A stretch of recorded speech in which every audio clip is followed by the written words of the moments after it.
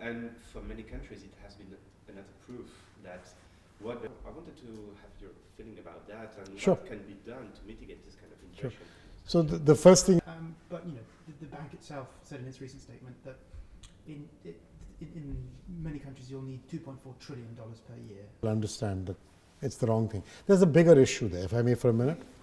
When I was a candidate and I traveled around the world learning about what people expected from the bank. From the outside, there's one way of thinking about it. Now you're here with your feet under the table. How do you make that happen?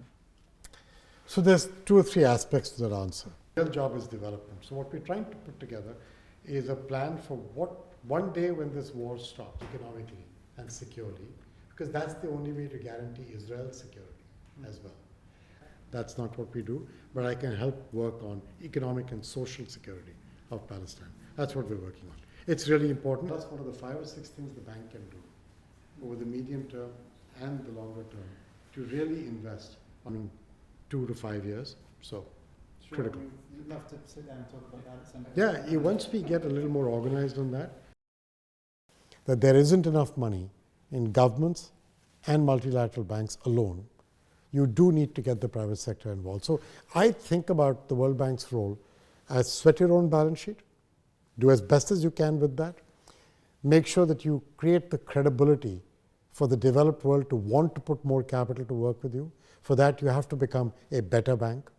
You have to be quicker, faster, more focused on impact, less focused on input, the things we started. I think people in the global south recognize very well that you cannot fight poverty without fighting climate change. The only difference is, what do you mean by climate change? The developed world tends to speak about climate change as mitigation. The developing world tends to speak about climate change as adaptation, because they see the climate change impact on them in terms of irrigation, rainfall, soil degradation, loss of biodiversity, forestry cover, that kind of thing. Whereas we in the developed world tend to talk about climate change in terms of carbon emissions. That's the real difference. That's why when we said we'd put 45% of our money into climate, it's still 45. The other 55 is into everything else. And that 45, half would go to adaptation, half to mitigation. That kind of pronouncement of policy is very reassuring to all involved. It's reassuring to the receiving countries because they feel half of the 45 will still come to what are their principal causes, and the other 55 is still available. The donor countries feel that half of the 45 is going towards mitigation in the developing world, which is what they also want to see. You have to find these compromises to enable the donors and the receivers to feel that the bank is navigating in the right way. That's the first thing. The reality is that that gap between tens and hundreds of billions to trillions is not a number that the bank can fill. There is the G20 expert group report that talks about a large capital increase for institutions like the World Bank, which they were talking about raising 2 to 3 times the capital we have today. That's a really good idea. I believe the developed world has to be willing to get there. I think they could and would if they could. We'll see where this goes over the next 2 to 3 years. But even that doesn't get you to the trillions.